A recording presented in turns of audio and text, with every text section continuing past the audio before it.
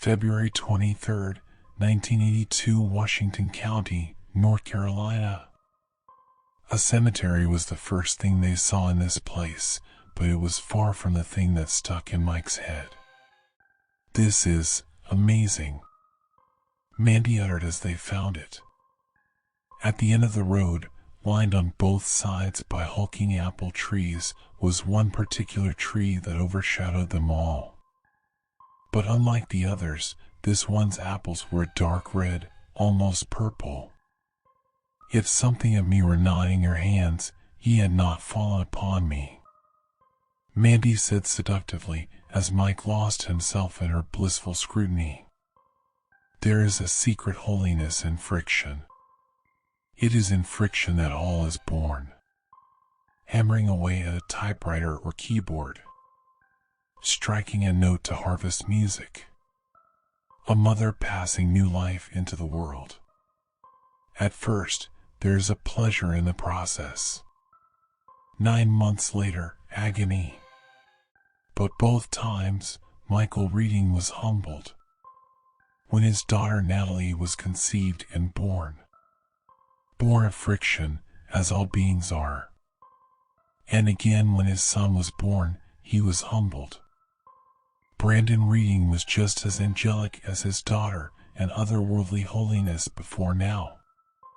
But despite all of the heartbreak, all of the crucible, and all of the friction, pleasure and pain alike, the worst was still yet to arrive. December 27th, 1993, Virginia Beach, Virginia. Mike's eyes opened to see he'd slept up until approximately a minute before the alarm was set to go off. Without thinking, he sighed and reached over, turning off the alarm just as the clock read 7 o'clock on the counter. He rolled out of bed, shuffling downstairs to make the coffee, which he intended to wake his wife with in lieu of the howling alarm clock.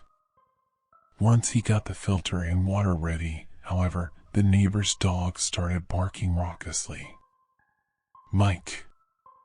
He heard Mandy shout from upstairs. He sighed and decided to pour her a cup anyway. She was going to be upset he turned off the alarm either way, particularly after waking up to the howling canine next door.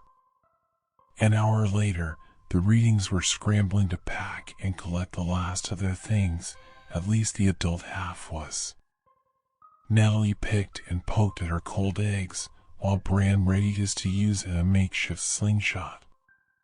It was small, and only got so much tread on it, before Bran heard his name called. He accidentally let go and the food launched just over Natalie's head as she decided to finish her food in one bite.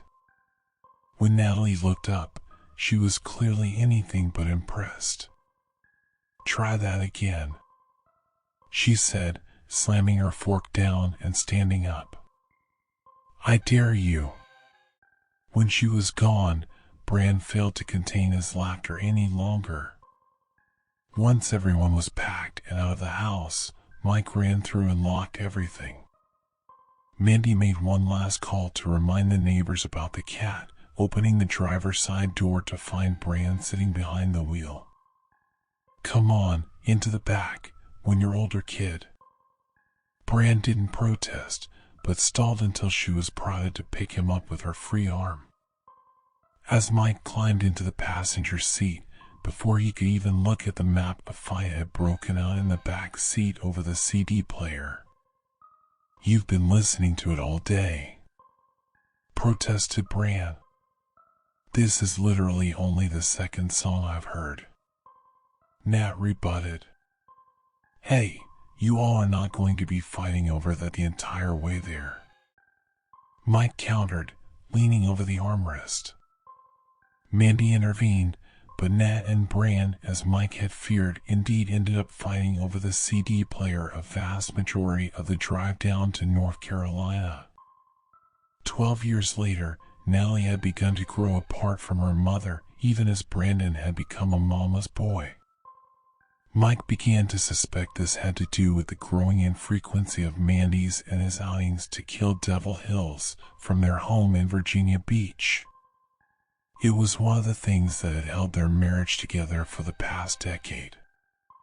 Mike had thought having children, starting a family, would only strengthen that bond, but now he was beginning to think having kids was a mistake.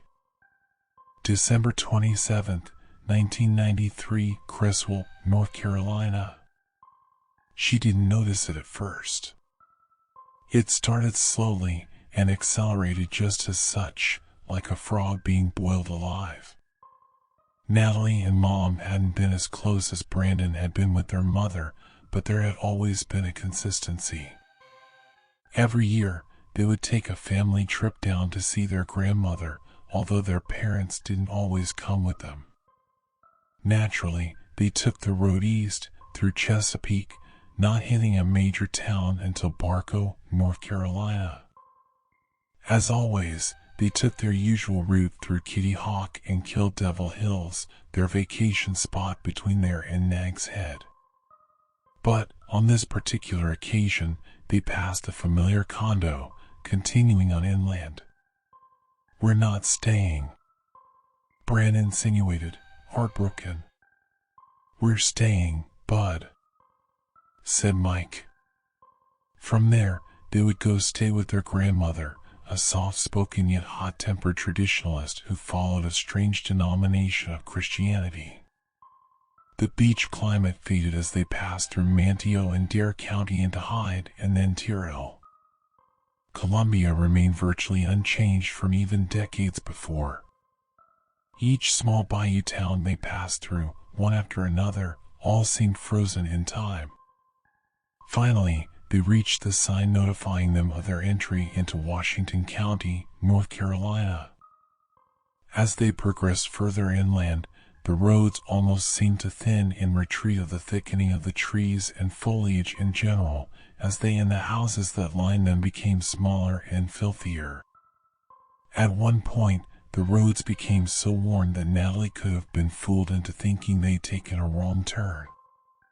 "We're here," their mother announced as they passed what looked like a mill and approached an intersection flanked by an old red shed hiding some mobile homes, an old church, and a gas station. At the end of this next road, they turned into a driveway owned by the familiar single-shutter off-white two-story house replete with its matching two-story half-wrap-around front porch and balcony. Mike tried the front door twice, and after waiting for what seemed like 20 minutes, they decided to try the side door. This effort, too, was met without success. "Maybe she's taking one of her naps," suggested Mandy, her statement almost immediately followed by the front door opening.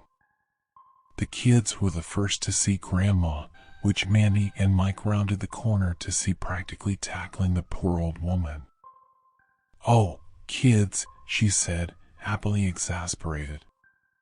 She looked up to see Mike. "Hey, Mom." She turned to her grandchildren. "You and S should go unpack and see what I've done with the place. I'm right behind you." Once the small humans stampeded into the house, Mike and Mandy took their turns. "Good to see you, Greta," said Mandy. "Eat here later, or go out for food?" Mike halfway inquired. Grandma looked almost offended. "Do you not like my cooking anymore?" "What do you mean, anymore?" His mother raised her eyebrows. "I'm joking. Let's eat here." "That's what I thought," she replied, ushering them into the cool air and closing the door behind them. Natalie and Brandon always enjoyed Grandma's house, even if they didn't always get away with their elder in question. The food was good, the beds were comfortable. And, unlike humid and coastal Virginia Beach, it was always a moderate temperature, even in the summer months. But everything was different now, and Natalie was enjoying it more than at any point in past years. They hadn't seen that dirt road in over 12 years, and there it was. Mike was looking dead at it. I I could have sworn they covered it up. Mandy stammered to her husband, both of their eyes unbroken on the spectral path. There were trees here, he replied, after a moment of silence. After yet another, Mandy decided to take it. Just like their first time, it was flanked by hulking apple trees. Dormant giants they were, organisms that far dwarfed their animal, primate counterparts. Only now, the apples were bright red instead of their yellow predecessors. The other thing they noticed that was different, was striking, to say the least. There was a theme park. Appalachialand, it was called. Rides themed with Southern culture, the skyline dominated by a massive roller coaster appropriately called the Storm Tree.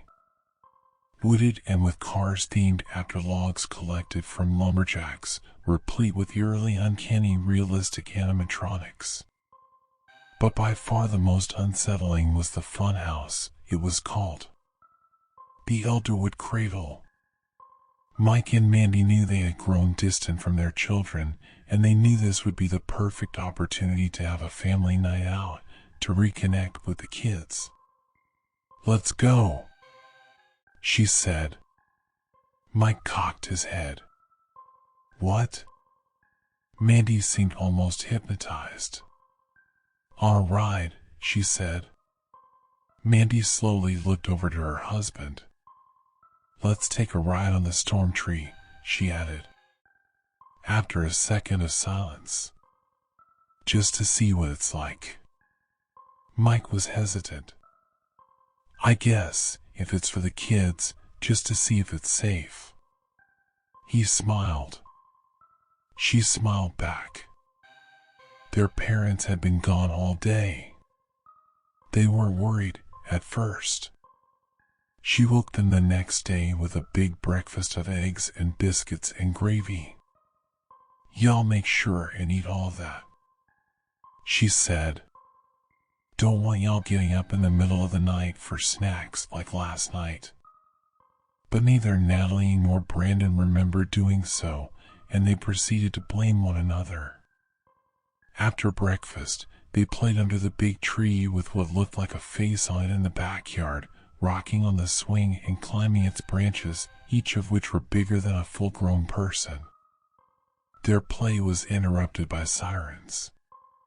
"What's that?" asked Bran. "Not sure.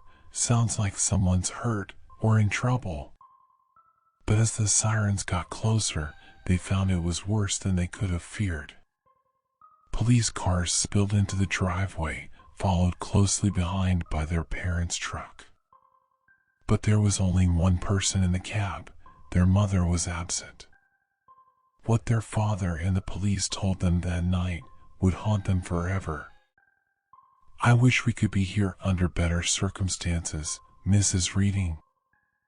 18 months later, they stayed with their grandmother for the rest of the year and into the next fall.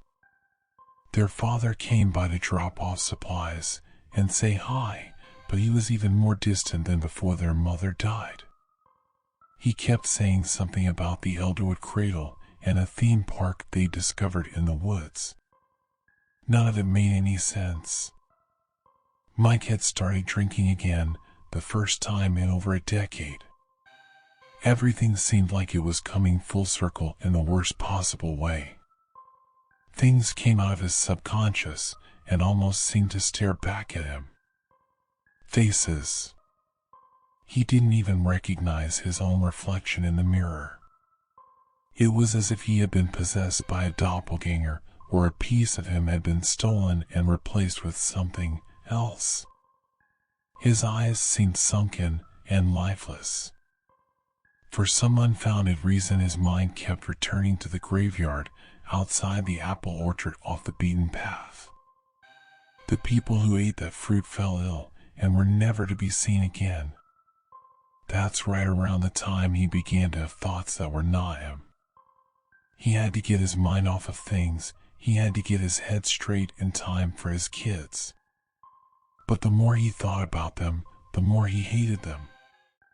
Mike stepped out of the bathroom at the local bar to have another drink and then get a hotel room down the street. He almost didn't see the large man in the tan duster standing up with a quickness from his bar stool. "Yo, wanna watch it, chump?" Mike threw up his hands. "Hey, man, I just want a drink." He couldn't tell if he was looking at him or past him from behind his tinted aviators. Mike didn't know whether to expect a punch, an arrest, or what. In the end, the man just hummed to himself, chuckled, and peeled out in his beater truck after storming out of the establishment. Here, someone else caught his eye. The first thing he noticed was her red sweater. A young woman, maybe a bit younger than his wife was at the time of her death, perhaps a bit older than when they'd first met. He couldn't tell exactly due to the hood and black hair obscuring most of her face. Feeling the alcohol, Mike decided to act on his instincts. "You from around here?" She grinned slyly, removing her hood and looking up at him with fiery hazel eyes. "No names? Just right into it, eh?" "So, I'm Mike. And you?" "Kate," she replied after a moment. "Nice to meet you, Kate. I'm from Virginia Beach." She laughed. "I knew it." Mike cocked his head. "Ow. I'm from Virginia Beach, too." "No kidding." "Well, I was born there."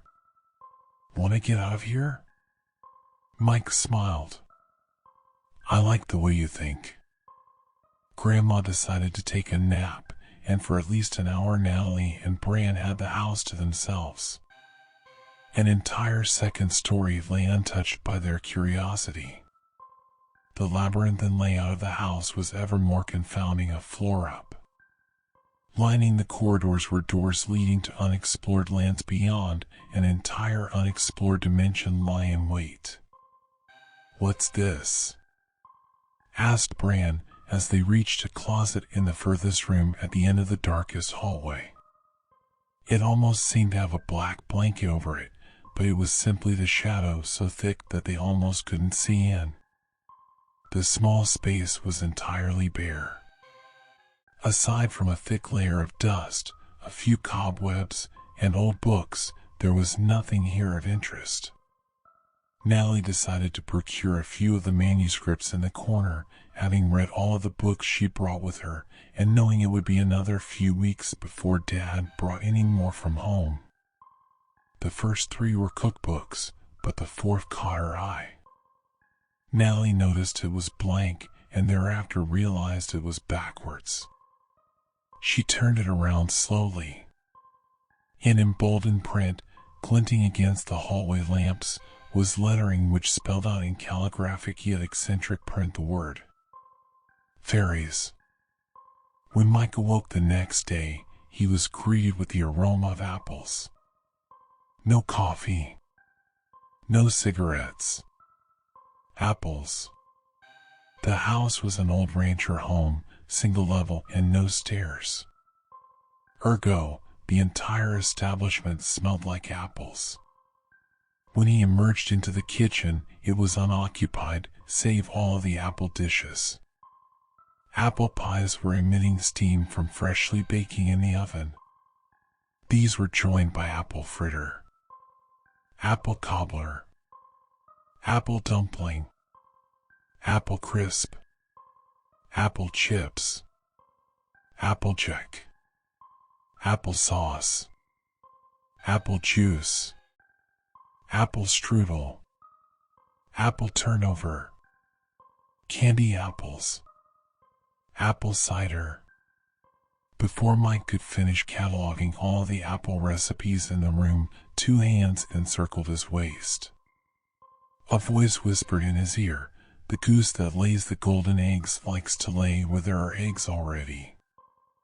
Sam Parsons was immediately barraged with the stomach and throat-curdling tang of sour and critter-infested raw meat. Through the glass just under the counter he could make out various pieces of what used to be a whole pig carcass, followed by a goat and something else that was no longer recognizable. The smell became a taste as Sam fought to keep from using his undershirt as a makeshift mask, trying to instead focus on the ridiculous and somewhat amusing pictures and paraphernalia that adorned the rotting wooden walls. The floorboards squeaked and groaned underneath his boots. "Can I help you?" A small feminine voice drawled from behind. Sam almost lost his composure. There weren't any cars around front aside from his. He smiled once he spied the short old lady with a spire of feral lilac hair protruding almost straight up from the top of her skull.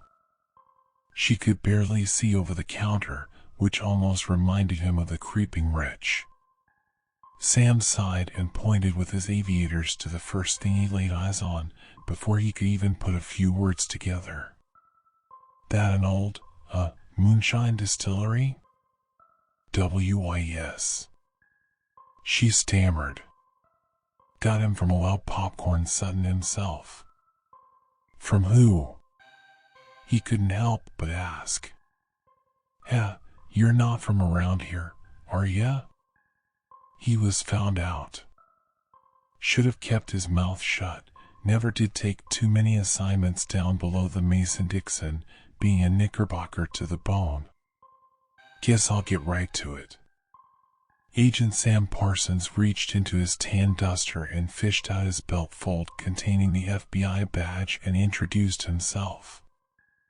"I have 2 questions. 1, where's the best place to get 40 winks and some good food? And 2, he asked, producing a small piece of paper with a photo of a brunette woman in her late 20s from his wallet. "Have you seen her?" The old lady appeared to grunt as the blood drained from her. "Only around that apple orchard on the county line." "You have a good life, sir." "Ma'am, do you have a good life?" She repeated, "Oh, and check out that old Elderwood Inn up by that abandoned theme park." "Theme what?" But the old lady had already disappeared into the darkness, clearly done with him. The agent shoved the paper and his wallet back into his duster and grunted. "Looks like I'm doing this the hard way." Sam slammed the door to his beater and cranked the rattling, howling engine to life, peeling out of the gravel drive and onto the road leading to this so-called theme park. "Jenny Greenteeth and the Atomic Knockers," Natalie proclaimed in half confusion, half disgust. "You, look at her face," said Bran, clearly entertained. Natalie couldn't stand to look at it any longer. On the next page was an illustration of a small elven lady standing in front of a monolithic oak tree, its trunk cracked and worn from time. It spelled, "Tree Folk," in large print above. On the opposite fold was something that almost frightened Nat so much she nearly slammed the book shut right then and there, merely dropping it.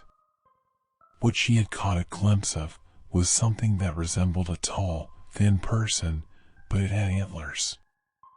And all she could see of its face were 2 beady eyes of which tiny pinpricks of light glinted upon.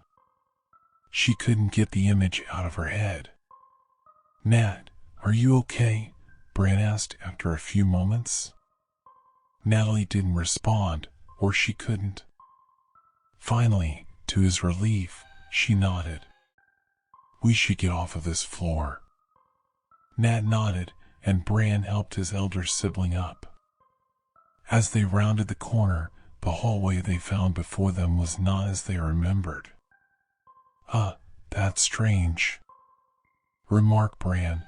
"I don't remember the walls being green and the lights being rainbow-colored." That's because they weren't those colors."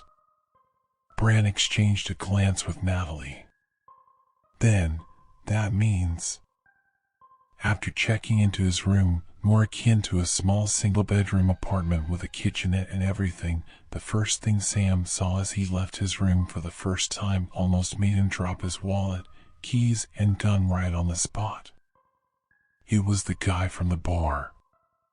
And lo and behold, look who was with him. Thankfully, they didn't see him, and he was able to slip back inside the room unnoticed. He continued peering through the blinds at them, waiting until they were on the road and well on their way before returning to the parking lot. And as it turned out, they were heading in the direction of the park. He departed from his room, got in the car, started it up, and pulled out after them. Sam stayed behind by about 50 to 100 yards, following them past what looked like a dirt road, down another dirt road, all the way almost to the county line. About 500 yards away from the apple orchard, until he could see it with his naked eye, Sam stopped the car and turned it off. SHH. Kate chuckled, holding a finger to her lips.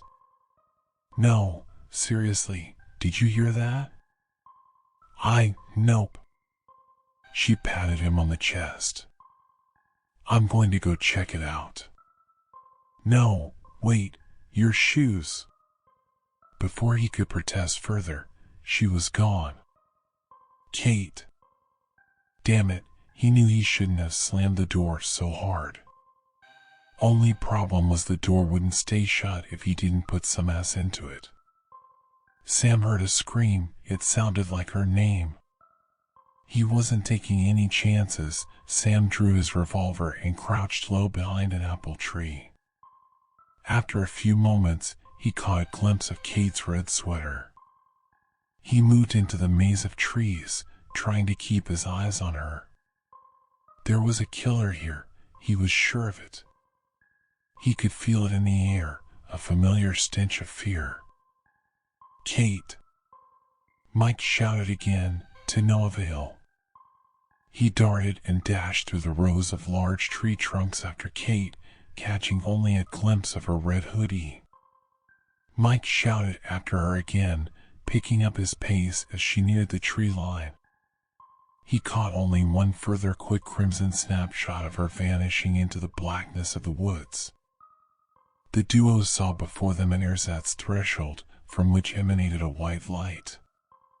Nat and Bran made their way through the lopsided doorway at the end of the elongated corridor to find themselves in a white room with black polka dots. The glare reflecting off of the white paint was almost blinding, so much so that Nat didn't notice some of those black polka dots were moving. Brandon looked over her way, and only followed her finger in time to see the wall come to life and reach toward her little brother. Mike thought he'd found Kate when he heard a familiar voice scream the name of his youngest. Natalie? It sounded like it came from his southwest, in the direction of the park. Appalachialand. He heard a second scream. This time it was Brandon. Hold on, Bran, I'm coming. Sam was sure he wasn't seeing things, but it couldn't be, could it? A footprint, impossibly big. A man that large couldn't possibly exist. And they were everywhere. His hands were starting to shake. He couldn't keep his weapon straight, couldn't aim. If he could name his weapon, what use would it be? Sam's heart almost stopped when he heard it. Breathing. Sam slowly turned, and when he saw it, only the brief span of time he did before it hit him, he screamed. First in terror, then in pain, as the beast's arm hit him square in the solar plexus and sent him hurtling into a tree trunk. Sam immediately lost consciousness upon impact. And the last thing he saw, Sam couldn't aptly describe in the English language. But it wasn't human. On his way through the darkening forest, Mike stumbled across a man lying unconscious at the foot of a tree. He looked familiar, but Mike couldn't place him. He distinctly remembered seeing a man with a tan duster, aviators, and a large frame. What he didn't remember was the revolver that sat between his legs on the ground. "Mike!" shouted a voice from the darkness. He turned to see Kate, smiling, running up to him. Her friendly ebullient demeanor faded with her smile as she followed Mike's gaze to see the unconscious man on the ground and the inanimate metal object lying between his feet. "I recognize him," she said, checking his pulse. "He's alive." "Me too, but we don't have time." "What?" Mike ignored her and took off running. The polka dot man narrowly missed Bran as Nat grabbed her brother and tackled him to the ground. Hoisting him up again, they took off through the threshold on the left-hand wall and found themselves falling again as they emerged into a cylindrical spinning corridor of flashing lights with a bridge running down its center. The disorientation hit them immediately, and Nat struggled to stand up as they made their way out onto the narrow walkway. Bran screamed and Nat turned as the polka dot man entered the cylindrical chamber. Bran grabbed at Nat to hoist her along, and the polka dot man began to climb the spinning walls in pursuit. His arms and limbs appeared to extend as he crawled across the flashing panels. The duo, falling over themselves to get to the other side, were losing distance fast. And just as they stumbled forward, nearing the exit, just as the thing was an arm's length, Bran and Nat collapsed to the floor in the next room, heaving, completely unaware of their surroundings. After resting for a moment, Bran slowly rolled over and had to blink a few times to be sure of what he was seeing. "Oh. Nat? Natalie? What?" Natalie slowly looked over at his hand and saw him pointing. She followed it to a fridge with bad artwork plastered all over it. They were back in Virginia Beach. Mike stumbled over the vine-encased turnstiles in a furious hurry, Kate struggling to keep up. "Bran! Nat!" they shouted, Mike much more frequently. An odor of pine and earth, old dirt and food, the stench of age and decay with a faint scent of charcoal complemented the decrepit visage of a theme park in use for years, perhaps even decades. Mike listened for any sign he could detect that they were nearby. The only noise that greeted him was that of a faint breeze. Not even a bird or an insect made a peep. Mike squinted over at Kate. "Hear anything?" Kate was beginning to look anxious. "Nothing." They scanned the area in a dead silence. "Not a damn thing," she added after a moment. "Let's split up," Mike said after yet another moment of uncomfortable silence. "We'll cover more ground that way. What if we just spread out instead of splitting up entirely?" Mike thought for a moment. He could tell Kate was beginning to get deeply disturbed. "Okay," he said finally. "Stay behind by about 60 feet and I'll go on ahead." Kate was about to protest, but then nodded reluctantly. He nodded back and took off at a sprint. Kate took her time, ducking in and out of food stands and gift shops.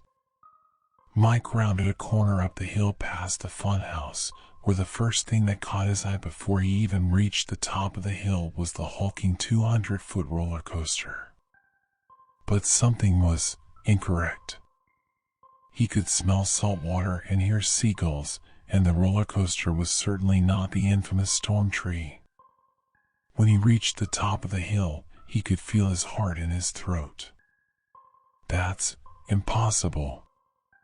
Sam awoke with no memory of what happened, missing his gun, and with what felt like a hangover on steroids. He stood up with some difficulty, wincing at another sharp source of pain emanating from his ribs. He must have been hit with some kind of weapon, like an incredibly large aluminum baseball bat or 9-iron, or right in the ribs.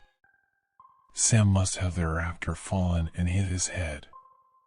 The investigator remembered why he was there in the first place. Of course, he would never forget her name or her face. Sam needed to find out where they went, especially considering they likely had his gun. He followed the footprints and leaves, branches and dirt that had been disturbed on their trek through.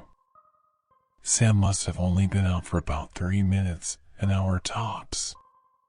His instinct could have predicted where their path led, for he felt no surprise when he saw the wooded coaster through the trees. Sam climbed over the turnstiles, continuing his hunt for the duo. His journey led him up a hill to his left, past the funhouse. Even before he finally did reach the top of the hill, he noticed something different about the coaster. He wasn't sure he could believe his eyes at first, but it looked like someone was on it. Mike used one of his tiny preteen legs to propel himself, and the other rested firmly on the skateboard. As he cranked himself and the device he loved nearly as much as his own family up the incline, he became ever more overjoyed and fearful simultaneously as the boys cheered him on. "You got this," shouted Kev.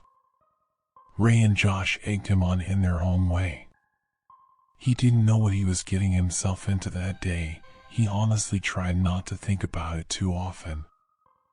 As he neared the apex of the hill, Mike remembered all the times their school bus almost seemed to float for a second as it careened over the top. There were many positive memories he associated with it. He liked the long bus rides and being one of the last stops on the route, a rare moment of solitude accompanying him each day he passed over its peak. But as the earth beneath him evened out, and Mike looked down at the street leading to the T intersection that lay before the rocks that separated land from ocean, he began to sense an approaching doom. "Oh, thank God," shouted Kate. "Please, you have to help." "Just calm down, ma'am," he began, about to ask about his gun, but struggling to prioritize and think past the pain. "I've tried getting through to him, but he won't come down." "Have you shut off the ride?" "Why, yes, but he thinks he's somewhere else." "I have to do this, Dad. After all of that, they'll never talk to me again. You can't do this." "I'm not trained in this, but I'll try," Sam replied. "Just don't." Before she could finish, she turned around and screamed. Sam almost did himself when he saw what she did. "Oh God, sir, sit down." But it was too late. Whatever Michael Reading was trying to accomplish, it came to an abrupt ending as his foot got caught under the seat, and he quickly lost his balance. Michael fell over backwards, out of the seat, and over the edge to the pavement 200 feet below. The noise his body made when it hit would haunt Sam for the rest of his life. Kate turned away just before it happened, shielding her eyes and Sam's tan duster. Before either of them could have had enough time to process what happened, another scream reached their ears, the first one Sam had heard. Was that a kid? It came from the funhouse. They exchanged a weary expression. Sam didn't find his gun on the body, so he had to procure an axe from the tool shed. As the duo approached, a dark form darted from the tall grass, and a dirty fox trotted into view. It stood before the path leading to the so-called Elderwood Cradle and stared right into their eyes. "Abandon all hope." It spoke, "Ye who enter here." And with that, it licked its chops and vanished into the funhouse. Kate looked pleadingly at Sam. "We have to. It's what he would have wanted." Sam sighed and failed to form a response, merely nodding. Taking the reluctant lead, Sam entered the funhouse, followed closely by Kate. Natalie didn't recognize any of the drawings as ones she or Bran had done. She knew the house as the one they and their father before them had grown up in, but didn't recognize any of the furnishings or appliances or the people in the photos. "What's wrong?" asked Bran, before adding without a beat. "Is that Dad?" Natalie didn't notice the kid in the photos was, indeed, Michael reading around her age. "This isn't possible." Behind him stood a young woman and a tall, tree-like man with a face so worn from many years of dirty grunt work that Natalie didn't even think of a human being when she looked at it. It almost reminded her of the face in the tree. Before Bran could respond, they heard the front door open. A second later, a smaller woman with a crucifix hanging from her neck rushed into the kitchen from the hallway, passing right by them. This was followed by voices emanating from the other room and the door closing. As quickly as the woman had disappeared, she reappeared being led by a larger man in overalls with one hand unfastening his belt and the other around the crook of little Michael's elbow. "Does it have to be this way?" The woman, whom they could only correctly approximate was their grandmother over 40 years ago, pleaded to deaf ears. The man ignored them, hauling their dad into the hallway and through another door. Their grandmother followed, observing a spectacle they could not see, but could hear. A deafening crack ripped through the air, followed by countless more. Crack. And Grandma would flinch with each one. Crack. Their dad screamed in agony. Crack. And they were hopeless to do anything about it. Crack. Their estranged grandfather stormed back through the kitchen, through the living room and out of the house. Grandma stumbled into the bedroom, and they could hear her soothing their dad. "I'll talk to him," Nat heard Grandma say. "This has to stop." Natalie inched into the hallway even slower than Grandma had edged into the bedroom, Bran clutching her side, just as afraid to see as she was. When she saw her dad's back, she retched, and Bran screamed. There wasn't a spot on it that wasn't some shade of purple, blue, or even red. In the first room of the funhouse, the only other door was on the ceiling. Kate managed to get through by standing on Sam's shoulders, but once she was in, the gravity in the room seemed to change direction entirely. Sam hurtled through the opening and landed on a wall next to Kate, wincing as he tried to steady himself. That hurt. He wheezed through clenched teeth. "You and me both." She helped him up, and once they both found their footing, they looked ahead to see doors on all four sides of the hallway, the floor, ceiling, upside down on both walls. "Well, that's just awesome," Sam remarked sarcastically. "You can't touch him anymore, Randall," said Grandma. "Not until you quit drinking." Randall looked like someone had just physically spat in his tree-like face. "You have any idea what I caught him doing, Greta?" "No, because you didn't tell me. You never tell me anything." "He tried to kill himself." Everyone in the room, including the kids, were speechless. It was a solid minute or more before Grandma spoke again. "Maybe, if you hadn't tried to shove your bastardized interpretation of Chris." Before she could finish, Randall had rocketed across the room and struck her across the face, closed fist. Another minute of silence eclipsed the room before Greta was able to collect herself to sit up. "Or do that all the time," she wheezed. "Maybe he wouldn't try to kill himself. Maybe he would talk to me and have a good paternal role model."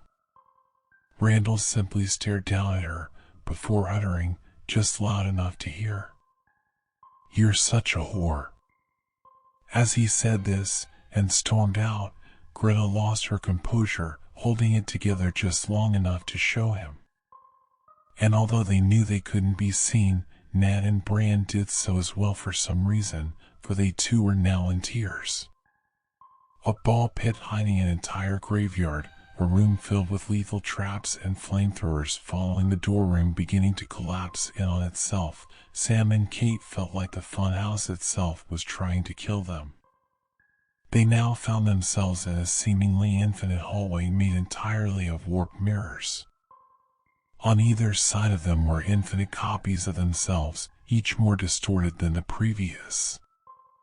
The uniformity of their surroundings threw off their sense of both direction and space itself, Sam nearly walking straight into the end of the hallway itself, forced to feel the walls. "I think it's a dead end," he said finally, failing to find an exit. "We'll need to double back." Kate nodded, turned to retrace her steps, and walked straight into another mirror. "What the hell?" Kate rhetorically inquired, turning to face Sam. He held a finger to his lips. "SHH. You hear that?" She stopped moving. A faintly discernible knocking sound replaced the ambience in the distance. "Yeah." After a moment, silence prevailed. "I think it stopped," said Sam. As if on cue, the silence was broken, this time by a deafening slam. They covered their ears. Slam. It got closer. Slam. And closer. Slam. Then, it stopped again. When Kate looked over to him again, Sam's features had contorted into one of paralyzed terror. "What?" he stammered, pointing behind her. "Why, you're..." She turned back to her distorted reflection, which reached out of the mirror and grabbed her. Kate stumbled backwards, knocking Sam into the clutches of his own warped doppelganger. Nat and Bran watched in fear as Grandma pulled a small box from inside her jewelry kit and slid the small gun into her sleeve. It was a different day, or night, rather. Greta Reading was herself, at least on the outside. But, again, Randall was on the warpath, screaming at the top of his lungs in the other room. Horror movies? Devil's music. Not in my house.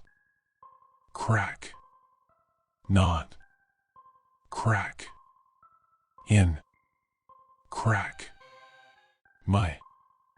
Crack. House. Next, in the span of seconds, Grandma strode swiftly out of the room. And then, gunshots. Only silence followed. Sam swung his weapon into the misshapen abomination, yet more deranged copies of the two of them crawled out of whatever hell they came from.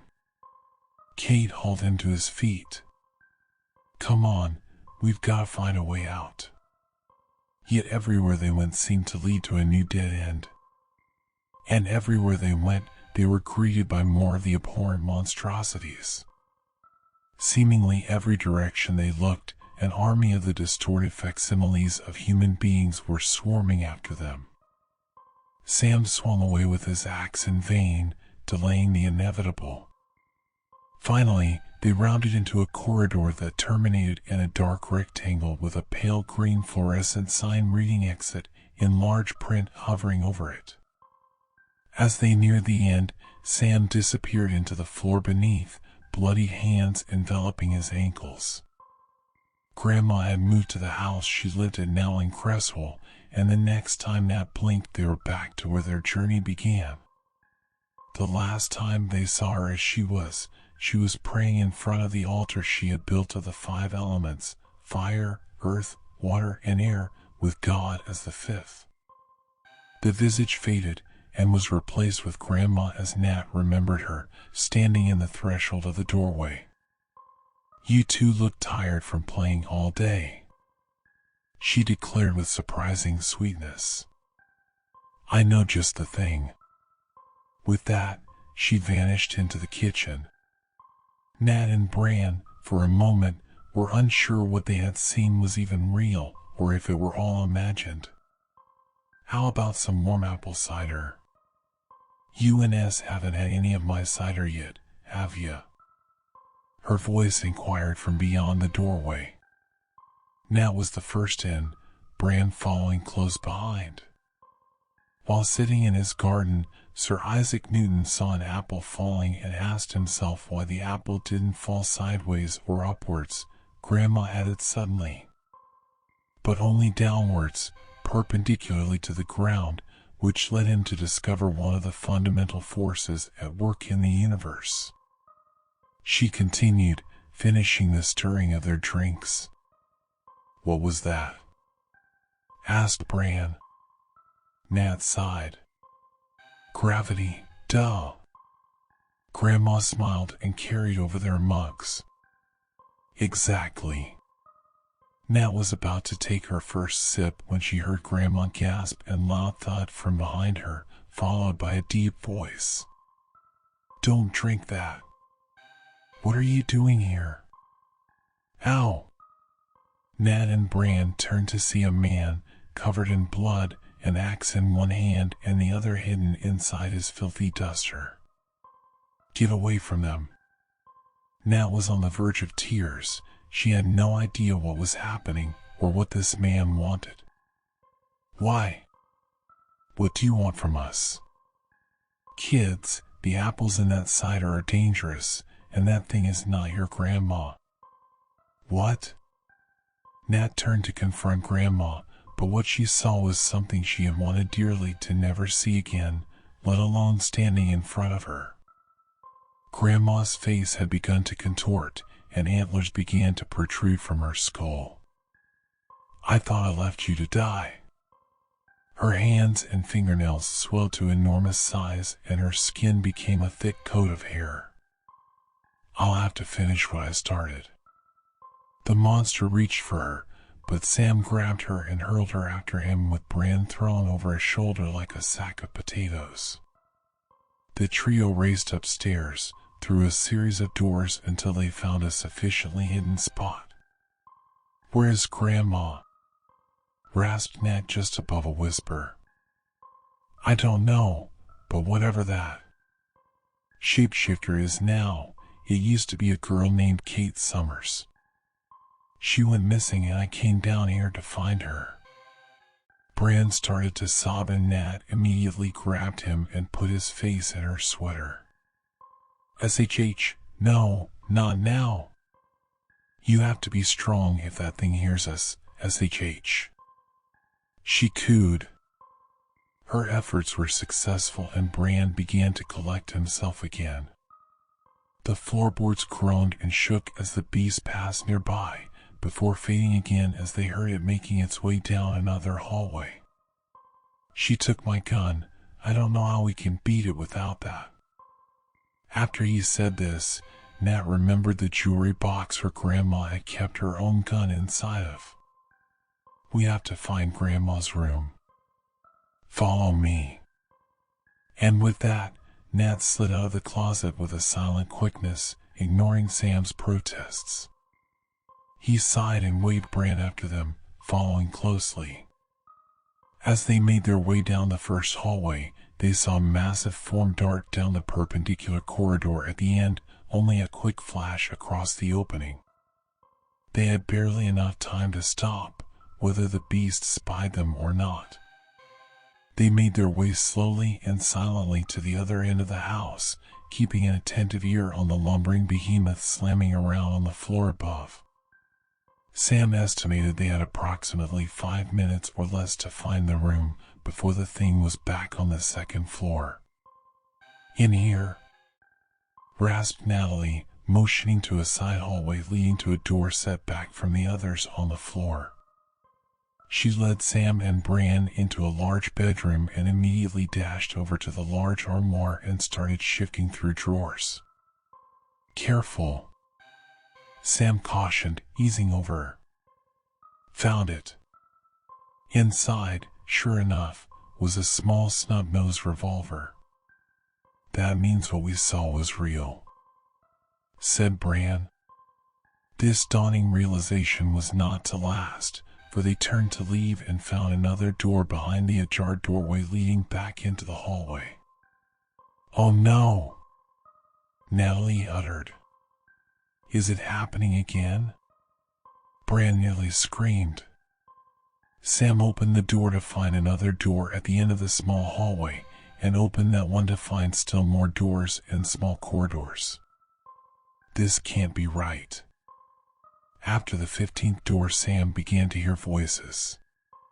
"What's that?" Bran shouted. They were clearly voices, but not in any discernible language. This was soon accompanied by the creaking of floorboards. "You'll never escape." The cracked voice gurgled from the distance.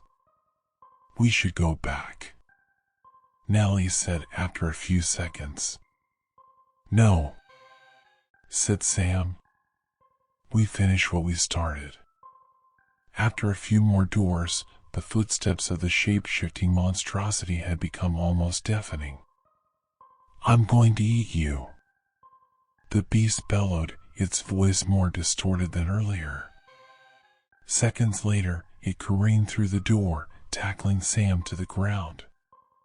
Natalie didn't blink before she grabbed Bran and backtracked through the maze of corridors and doorways, the beast bellowing cackles and Grandma's gun thundering along with it.